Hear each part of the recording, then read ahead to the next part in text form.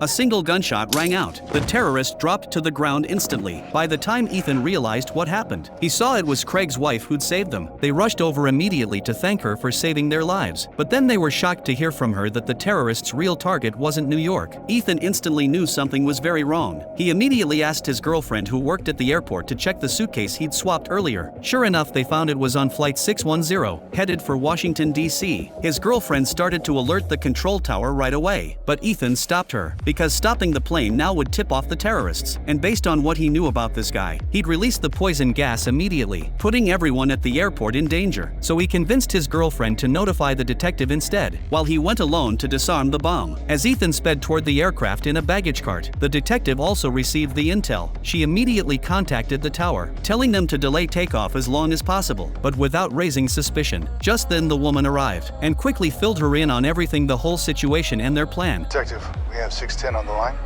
Tell them to hold on. Transglobal 610, you are not yet cleared for takeoff. Please stand by for further instructions.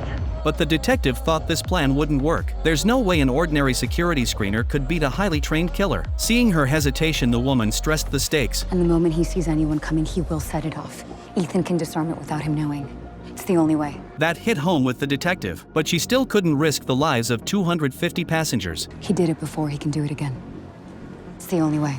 After weighing her options, the detective finally gave the tower clearance to let the plane go, pinning all her hopes on Ethan. Ethan had already made it inside the plane. He immediately started searching for that suitcase. The alert terrorist grew uneasy. He pulled out his phone and checked the remote control system. Seeing the connection was stable, he finally relaxed. Just then the captain got the green light to take off. He fired up the engines and lined up on the runway. Under their watchful eyes, the plane lifted off. The turbulence jolted the cabin violently. Ethan nearly lost his balance and got hurt, but luckily amid the toppled pile of luggage, he spotted the suitcase he'd switched. He quickly steadied it, then followed the same method as before, switching the bomb to manual trigger mode. But the moment he did that, the terrorist realized what was happening. He scanned his surroundings nervously, then slipped past the flight attendants unnoticed, stood up and headed straight for the cargo hold. He opened it effortlessly. Hearing the noise, Ethan grabbed the suitcase and ran backward, but when he reached the end of the aisle, he realized there was nowhere left to go. The terrorist already had him in his sights, and fired a shot point blank.